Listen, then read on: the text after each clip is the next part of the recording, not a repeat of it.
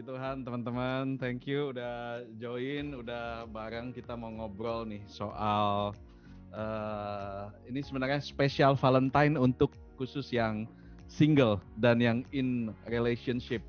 Ya, jadi kemarin tuh kita udah ada juga dengan tema yang sama tapi yang sudah menikah. Jadi khusus yang sudah menikah ada sekitar 30-an sampai hampir 40 orang yang join kita ngobrolin dan tentunya sekarang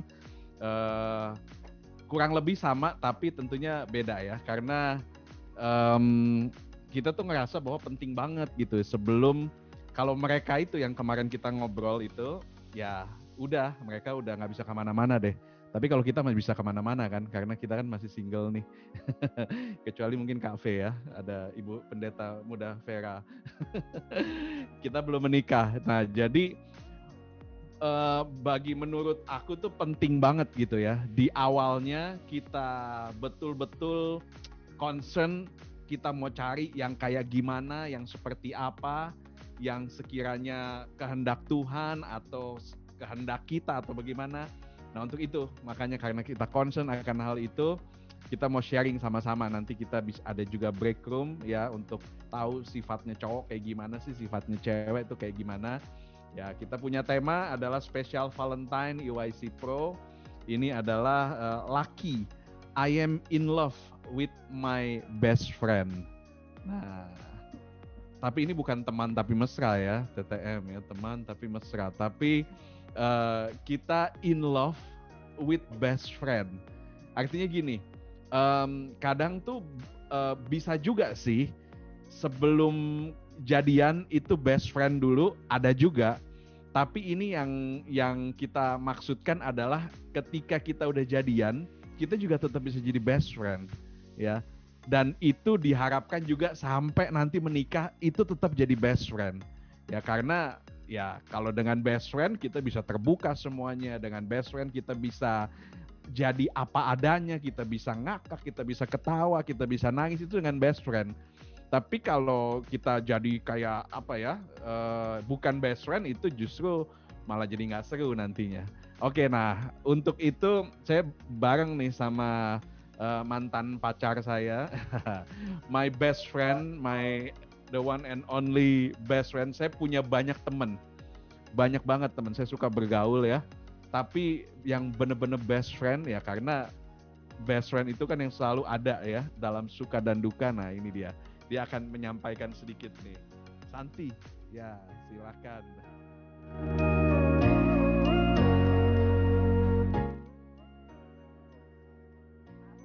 Salam semua. Apa kabarnya? Pasti semua sehat ya. Oke, saya percaya semua sehat, semuanya dalam perlindungan Tuhan. Sebelum kita memulai perbincangan kita pada malam hari ini, saya rindu teman-teman masuk ke sini dong, menti.com. Kalau bisa buka menti.com. Nah, setelah itu tolong jawab pertanyaan saya. Apa kabarnya teman-teman? Masuk lewat kode 5587710. Apa kabarnya teman-teman? Sudah Bu Guru. Sudah Bu Guru. Nah, kodenya ini 5587710. Gimana kabarnya? Silakan dijawab di sana. Mantap, baik. Oke, baik. Puji Tuhan baik. Saya juga baik. Aman. Oke. Diberkati Tuhan. Waduh. Puji Tuhan baik. Baik. Baik sekali. Mantap, baik sekali. Puji Tuhan, luar biasa. Ada lagi. Mantap, baik, luar biasa. Aman, oke, aman sentosa. Hati bahagia. Manggara. Sehat. Yang penting sehat. 18 orang sudah bergabung. Ada lagi yang mau bergabung dari 37 orang. Hati bahagia. Wah, yang penting itu. Hati bahagia. Happy Paul. Waduh. Happy Paul. Seneng banget dengernya. Rada pusing tapi oke. Semoga setelah dengar ngobrol-ngobrol nggak pusing ya. Luar biasa. Puji Tuhan. Baik, puji Tuhan, aman, oke. 21 orang, sekarang 22. Baik, Bu. Ini pasti Kevin yang ngomong baik, Bu ya. Oke. Sip, 22 orang. Puji Tuhan, terima kasih. Ada lagi yang mau join? Baik, puji Tuhan, oke. Sepertinya semuanya baik. Ada satu yang bilang rada pusing, tapi cukup aman ya, meskipun agak pusing ya. Nah, lanjut lagi.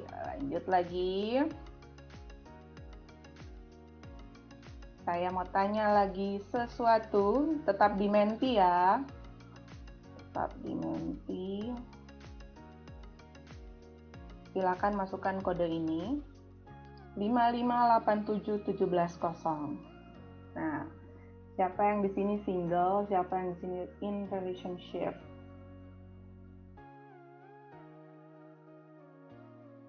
Oke. Atau mungkin yang masih bingung, ini kita pacaran apa enggak sih gitu. Kalau bingung pacaran apa enggak? Atau ada yang merasa pacaran tapi yang satunya enggak gitu ya. Saya lupa tulis complicated ya. Gue yang naksir sendiri kayaknya gitu ya. Oke, 20 orang bergabung, ternyata in relationship lebih banyak, 12. Oke, 21 dari 21 orang. Ada lagi yang mau join? Dari 37 orang masih kurang lebih 16 orang nih, kita masih tunggu. Kalau bisa join Menti, cukup masukin menti.com. Oke, dari 21 orang saya bisa simpulkan kemungkinan besar banyak yang sudah punya pacar hari ini. Nah, sekarang pertanyaan ketiga.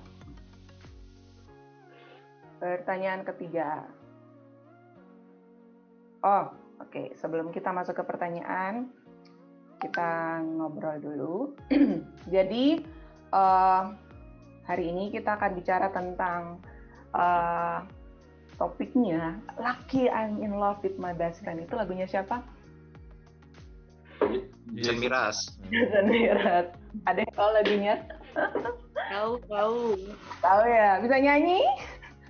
Oh no. Jangan Kak, nanti kebablasan Kak. Nah, jadi kita punya yang namanya couple workout. Couple workout ini adalah program yang tadi sudah dibilang sama Mas Kak, khusus kita dedikasikan untuk mengequip teman-teman yang punya hubungan dan ingin menikah, dan teman-teman juga yang sudah menikah. Nah, topiknya adalah tentang Lucky I'm in Love with My Best Friend. Pertanyaannya adalah, kalau misalnya saya ngomong, karena kalau mau ngomongin ini berarti saya harus ngomongin goals-nya gitu. Ngapain kalian harus pengen punya pasangan? Kenapa harus pacaran? Kenapa punya kerinduan Tuhan, berikanlah aku jodoh, berikan aku pacar?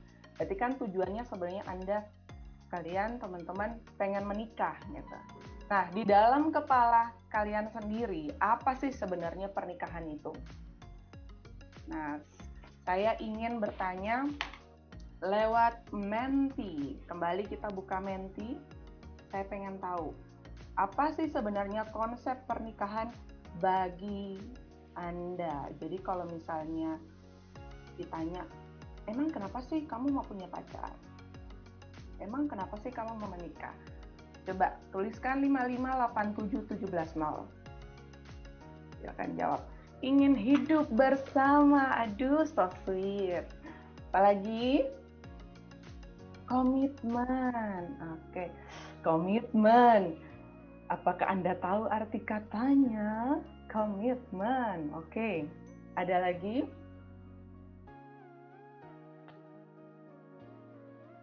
Itu adalah rancangan Allah. Luar biasa. Ini apakah jawabannya Maria atau Hizki nih? Yang kayaknya gara-gara tuh mentornya adalah hamba Tuhan terkenal nih. Mengerjakan rencana Allah. Cerminan diri bareng pasangan. Melatih diri mengasihi orang lain.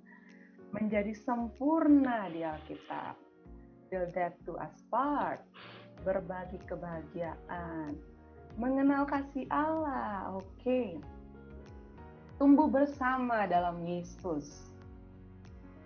Menjalin hubungan bersama dengan dasar komitmen di dalam Tuhan. Melahirkan joy. Ini jawaban yang paling unik dari semua ya, Cafe. Lebih baik berdua daripada sendiri. Menggenapi kehendak Allah. Kejadian 2 ayat 24. Saling berbagi kebahagiaan. Oke. Menjalani panggilan bersama-sama. Wah, ini jawabannya luar biasa nih. Sepertinya teman-teman sudah tahu apa yang akan dituju. Tumbuh bersama Tuhan, berbagi suka dan duka. Hey, ada lagi? 18 orang, masih ada 20 orang. 19 orang, biar nggak bosen. Serius loh, biar nggak bosen. Tahu-tahu dapat pacar yang ngebosenin lagi. Mau bosen deh. Ada lagi? Tunggu sebentar, 1 menit. Oke, saling menajamkan. Wah, ini kayaknya ditulis sama hamba-hamba Tuhan di pastor ini kayaknya. Oke, terima kasih buat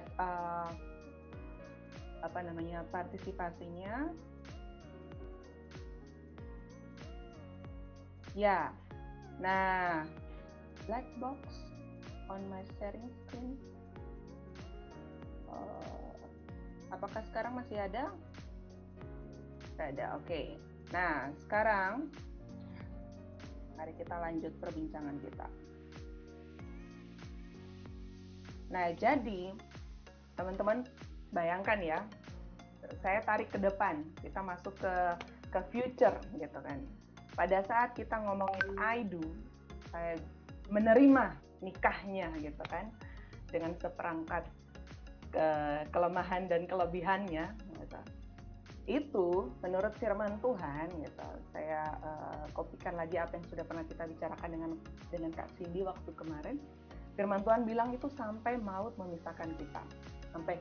Ini harusnya death. Oh, ini. Until death do us part. Jadi sampai maut memisahkan kita. Bukan happily ever after. Bukan happily ever after. Kenapa gitu? Kalau kalian mengatakan oke, I do. Itu berarti kita sudah masuk kita berjanji hidup dengan orang tersebut sampai pernikahan, sampai maut memisahkan kita. Coba kita bayangkan ya. Misalnya I do, kita katakan I do, ternyata orangnya seperti ini berantakannya, gitu kan? Padahal kamu serapi ini ataupun kebalikannya, gitu. Itu nggak bisa di-return loh, nggak bisa dibalikin. Pada saat menikah hari pertama, oh my God, ternyata kalau ditanya, Kak kan udah pacaran 5 tahun, 10 tahun, nanti kamu masuk pernikahan kamu akan lihat. Nah, atau misalnya satunya itu, kalau ke mall atau kalau dia pegang Shopee gitu, pasti bucket listnya tuh banyak dan habisin uang misalnya. Atau makannya banyak sekali, tapi satunya memang mungkin suka bersemedi bersama buku-buku atau mungkin agak pelit gitu. Coba kamu bayangkan, pada saat kamu bilang I do, kamu sudah harus menerima orang itu. Kamu harus menerima kondisi kamarmu ini yang biasanya rapi sekarang seperti ini, dan kamu harus merapikannya tiap hari. Karena biasanya kalau pasangan kita agak berantakan, dia tidak punya sense untuk merapikan. Jadi kamu harus belajar bagaimana cara berkomunikasi supaya bisa dealing dengan masalah ini tiap hari. Nah, itu tiap hari sampai mati. Tiap hari sampai mati. Kamu nggak bisa bilang, aduh, nggak bisa nih, kayaknya aku harus balikin lagi. Enggak. Itu sudah kontrak mati, udah disegel sama Tuhan, kita nggak bisa balik. Nah, sekarang pertanyaannya adalah, apa sih pernikahan itu? Apa sih pernikahan itu? Kenapa itu sangat penting sehingga butuh persiapan.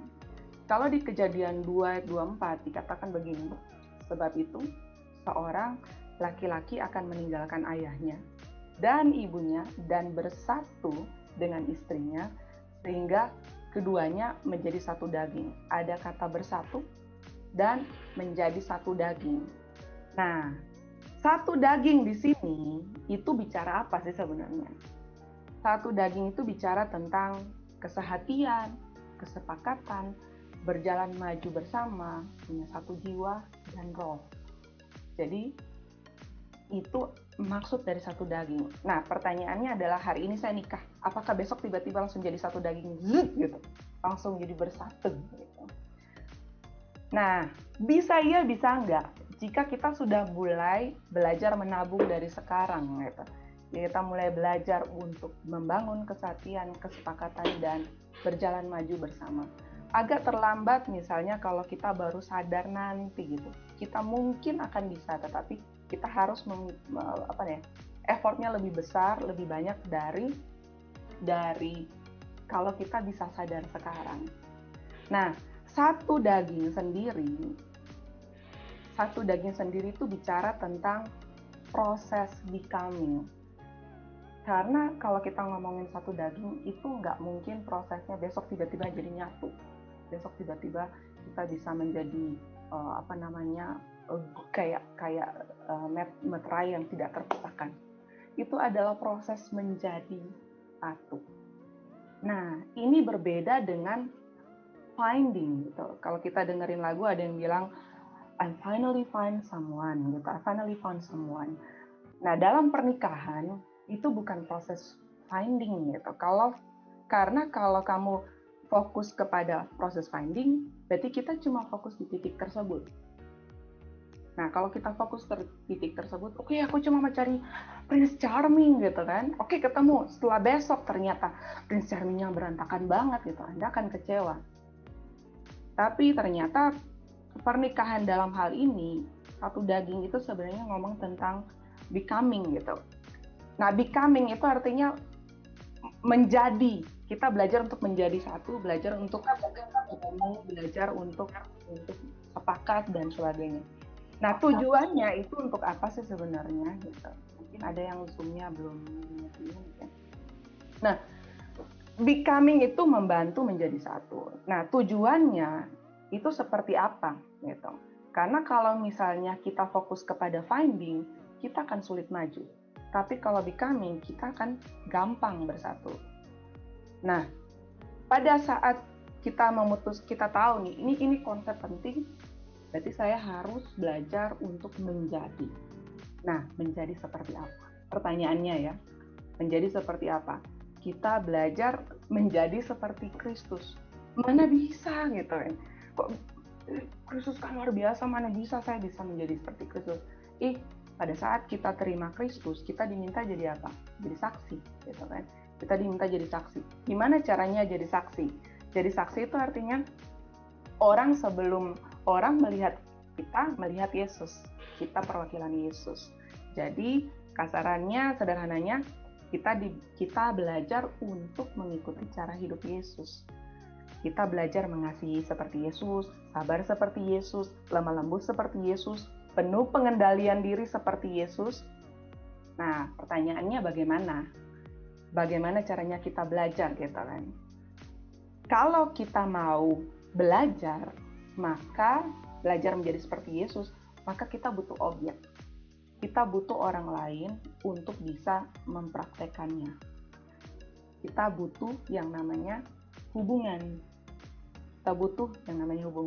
Dan pernikahan salah satu cara untuk belajar untuk mempraktekkan karakter Yesus di dalam hidup kita. Jadi kita belajar becoming like Christ, belajar menjadi seperti Yesus dengan cara mempraktekkan apa yang Yesus lakukan dengan objek yang Tuhan kasih dalam hidup kita. Nah, pernikahan itu sebenarnya salah satu institusi. Saya bilang dalam hidup kita, Tuhan itu menciptakan banyak laboratorium dalam hidup kita. Nah, laboratorium ini diciptakan Tuhan dengan sengaja supaya kita berlatih.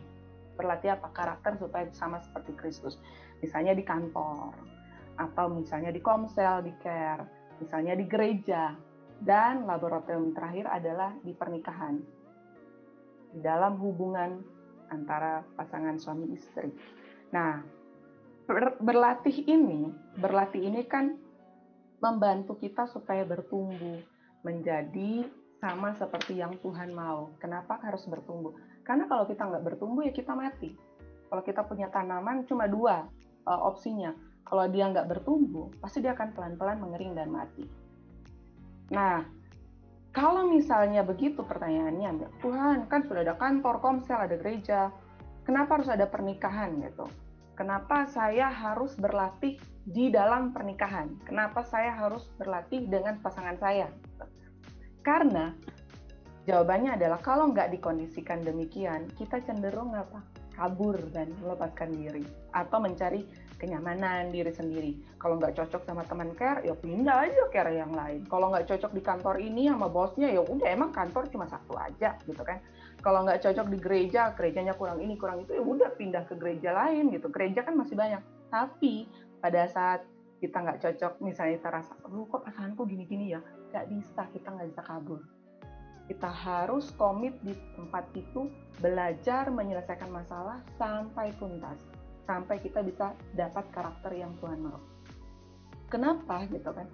Kembali kepada kenapa kalau ke konsep ini tadi ada yang bilang, iya supaya kita belajar komitmen. Gitu. Komitmen itu diuji waktu. Komitmen itu diuji waktu. Saya kemarin juga sempat cerita, saya pernah jadi pengambil keputusan, misalnya ada yang melamar kerja. Lamar kerja, biasanya orang yang saya terima adalah orang yang saya lihat terakhir background dia menghabiskan berapa tahun di tempat pekerjaannya yang terakhir. Kalau misalnya ternyata saya lihat 5 tahun, dia pindah 5 kali atau pindah 6 kali, itu jadi tanda tanya buat saya. Orang ini nih antara dia nggak mau diproses, atau dia nggak mau terima masukan, atau orangnya tidak berkomitmen gitu, tidak cukup tough untuk bisa berproses dalam satu tempat. Wah, agak susah nih gitu. Kalau saya masukin ke tempat saya, terus saya kasih pelatihan ini, pelatihan itu, terus kabur gitu. Nah, jadi pada saat kita ingin melihat karakter seseorang itu berkembang, hanya waktu yang dapat menguji dia. Dan pernikahan itu adalah salah satu tempat yang saya rasa Tuhan sengaja ciptakan untuk membuat kita tuh berkembang. Kamu di situ mau sakit, mau sehat, mau orangnya ngeyelan, orangnya kamu nggak suka, kamu harus dealing sama orang itu sampai kamu bisa belajar bagaimana menjadi seperti Yesus. Kamu bisa mengembangkan karakter seperti Kristus. Nah, kembali kepada konsep pernikahan, berarti kalau kita setuju bahwa kalau kita menikah itu adalah proses becoming, saya belajar, maka itu artinya saya belajar untuk mengerti, memahami, menerima. Becoming itu fokus untuk memperbaiki, mengupgrade, meningkatkan kesabaran, kontrol diri saya, bukan kita poin kepada orang lain gitu. Bukan poin kepada pokoknya aku maunya cari Prince Charming, harus dia begini, harus dia begini, harus dia begitu, dia begini. Tapi kita lupa bahwa itu proses buat kita loh untuk menjadi partner yang baik untuk seumur hidup. Nah, lalu kita pikir, waduh berat banget ya. Seumur hidup saya harus belajar berkembang dengan orang itu. Saya harus hidup sama orang itu sampai mati. Ini menikah, lalu ini journey-nya ini sepanjang ini itu nggak tahu itu puluhan tahun, saya harus hidup dengan orang itu, nggak bisa dibatalkan gitu. Nah, pada saat kita lihat, wih, kalau begitu nggak bisa dibatalkan, kemudian mau nggak mau saya harus terima sampai mati. Gimana caranya? Supaya kita tidak bosan, kita tidak menyerah, kita bisa survive, bahkan kita bisa enjoy journey bersama pasangan kita. Satu cara yang Tuhan kasih yaitu pakai friendship mindset. Pakai friendship mindset. Kalau kita punya friendship mindset itu akan membantu kita untuk bisa mengelola pernikahan kita sampai kita mati gitu, sampai selesai. Nah, kita tidak mungkin bisa menilai diri sendiri. Kayaknya misalnya kamu bilang, rasanya aku udah cukup sabar nih, gitu kan. Kayaknya aku udah cukup lemah lembut. Nggak bisa. Kita nggak bisa menilai diri sendiri. Kita harus butuh orang lain untuk memberikan konfirmasi itu. Kualitas dan kekuatan kita itu butuh diuji, gitu. Dan diuji itu butuh waktu. Jadi kita butuh uji dan kita butuh waktu. Nah, kalau kita sendiri, kita pasti sulit kalau dalam jangka panjang. Dan kita butuh objeknya. Caranya adalah memang kita butuh teman. Mau nggak mau kita butuh teman selamanya. Nah, kalau teman-teman bilang, biasanya nanti kalau udah nikah pasti teman-teman sendiri kok, gitu. Mungkin sekarang nggak susah, nanti kalau menikah pasti berteman juga, gitu. Oh, belum tentu teman-teman.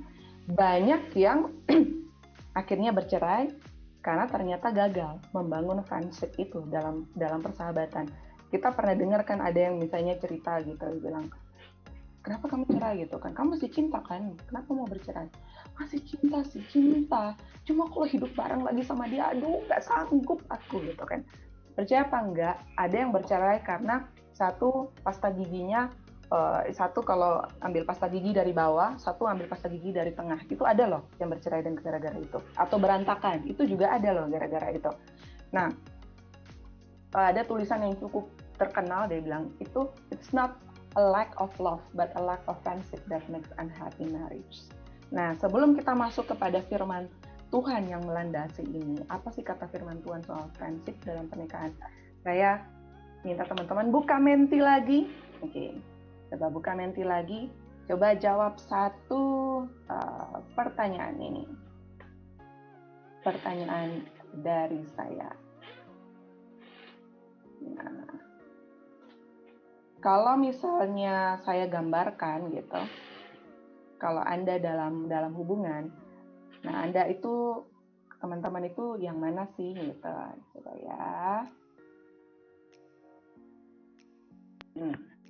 Siapakah saya dalam hubungan? Menurut kalian, siapakah saya dalam hubungan?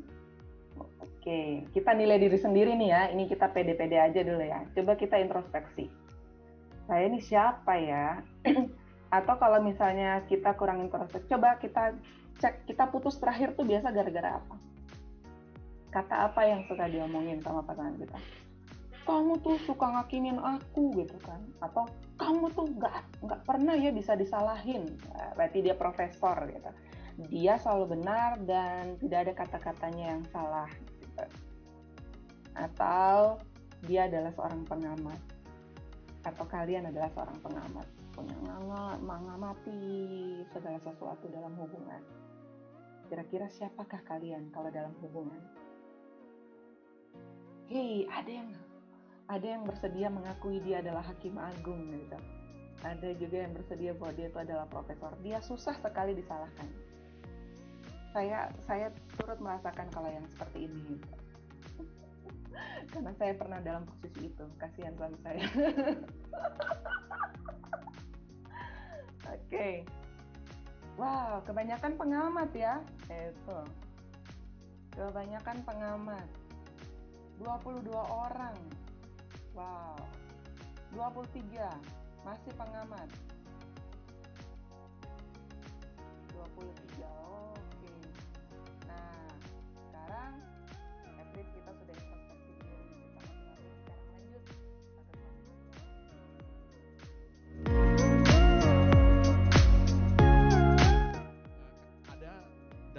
firman Tuhan yang memang menjelaskan bahwa di dalam sebuah pernikahan itu ujung-ujungnya tuh kita tuh mesti berteman gitu. Di dalam rumah tuh kita mesti best friend. Ya di sini saya assume ya, di sini tadi saya lihat satu-satu, ada yang ini macam-macam banget nih, random banget. Ada yang udah tunangan, sebentar lagi mau menikah, sampai kepada yang kayaknya masih jauh deh gitu, masih jauh deh. Ada juga, ini bukan bicara soal usia, ada juga yang memang udah sebetulnya udah usia cukup untuk menikah, tapi dia masih mau berkarir dulu ya, atau mungkin dia masih jadi tulang punggung buat keluarganya, jadi dia mau saving dulu.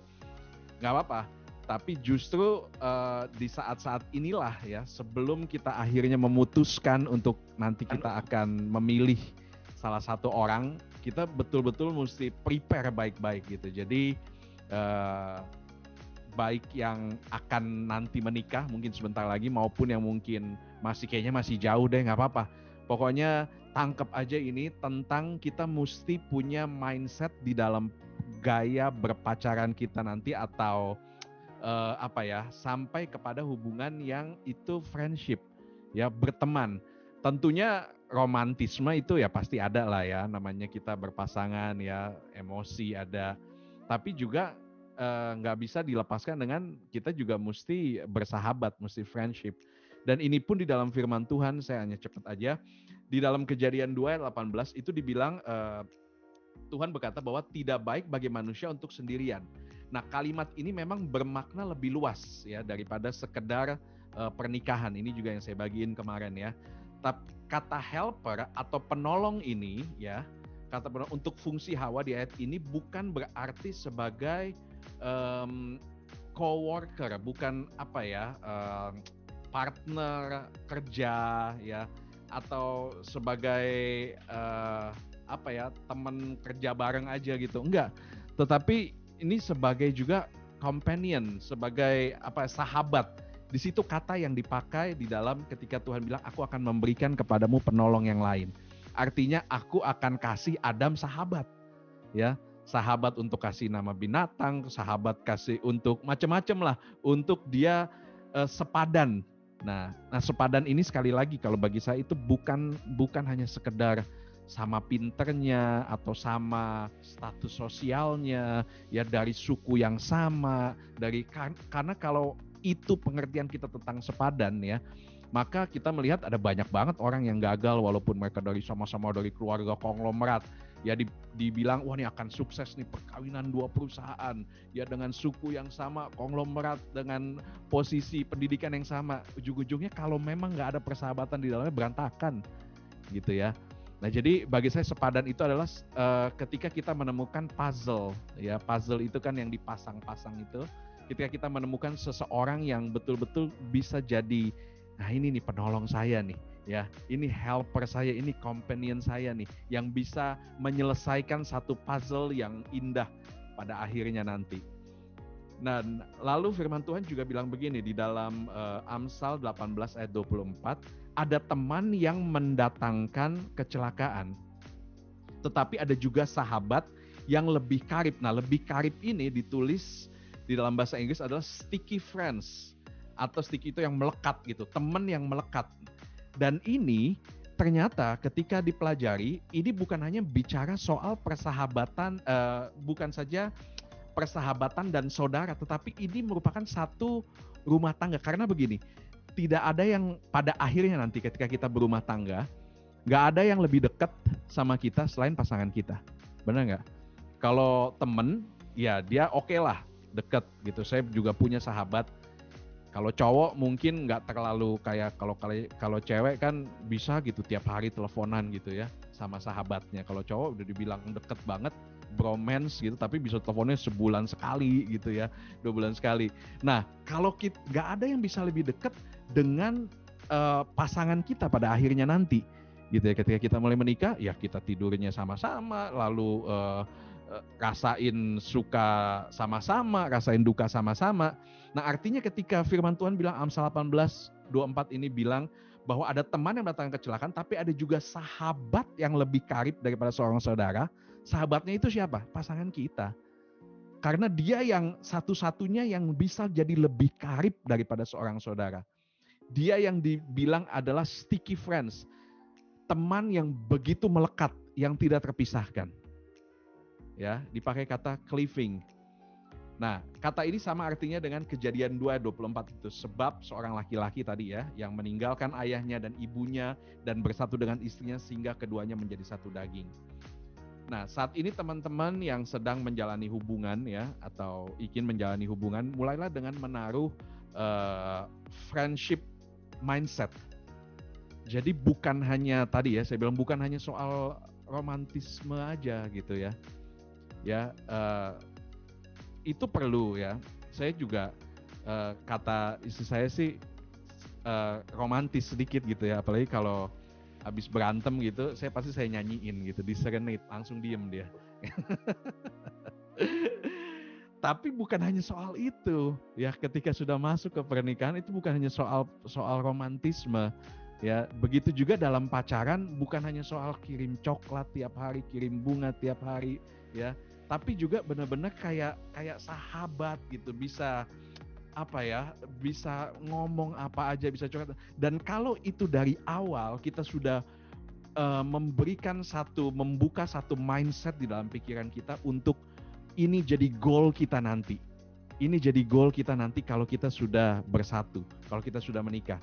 Nah, dalam hubungan itu sangat membantu kita kalau kita menaruh friendship mindset itu di saat kita berhubungan itu sangat membantu saat kita mulai menikah.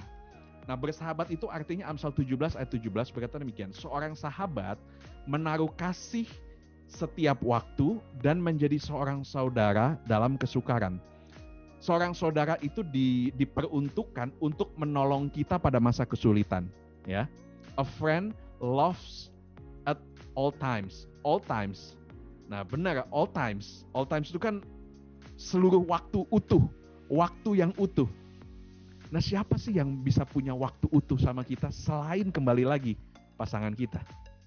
Nah, ini kenapa konsep atau prinsip atau mindset tentang ketika kita menikah, ketika kita mengadakan satu hubungan dengan seseorang, konsep persahabatan itu harus kuat, gitu ya, kuat di dalam diri kedua belah pihak itu. Nah, yang pertama begini, kita belajar menempatkan posisi untuk mengetahui hati seseorang. Nah, itu seorang yang sahabat yang mengasihi dalam segala waktu. All times tadi ya, sesuatu times atau waktu yang utuh. Ya. Lalu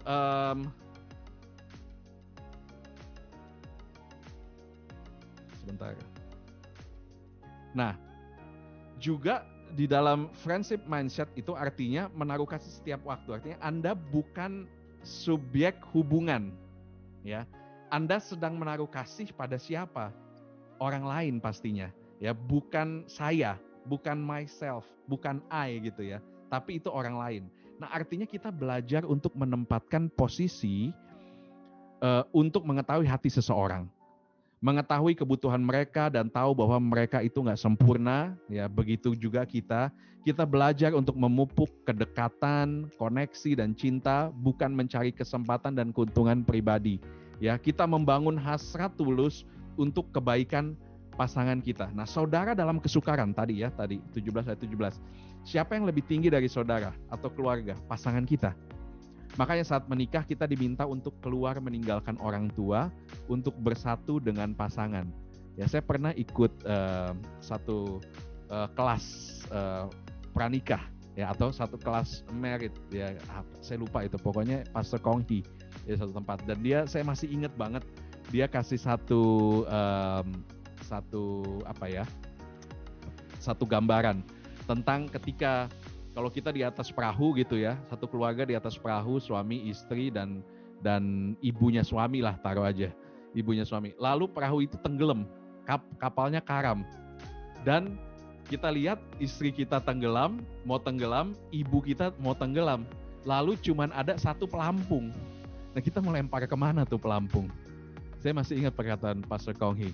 Dia bilang, ya sorry mam, tapi saya harus lempar ke istri saya. Jadi ya karena ya memang begitulah gitu ya. Kalau memang nggak ada pilihan, kalau ada dua pelampung ya dua-duanya lah gitu ya. Tapi kalau cuma satu, ya itu yang dibilang sama Pastor Rohi dan saya sih setuju aja itu sih. Ya bukan berarti kita jahat, tapi memang itu kata Alkitab ya. Orang yang kamu andalkan dalam segala kondisi, nanti pasangan kita. Tempat meminta bantuan dan nasihat, tempat kita menangis, tempat kita berkeluh kesah, orang yang selalu ready ya buat kita. Nah kalau kita punya friendship mindset di dalam kita menjalin satu hubungan, kita pasti nggak akan mudah baper, ya, nggak mudah jengkel, nggak mudah menjalani hubungan itu seperti kayak jalan di atas telur gitu ya. Apa salah sedikit langsung marah gitu, salah sedikit pecah gitu ya. Jadi kayak hati-hati banget, aduh gitu. Saya pernah punya temen ya, dia bilang sama saya ini orangnya fragile banget gitu.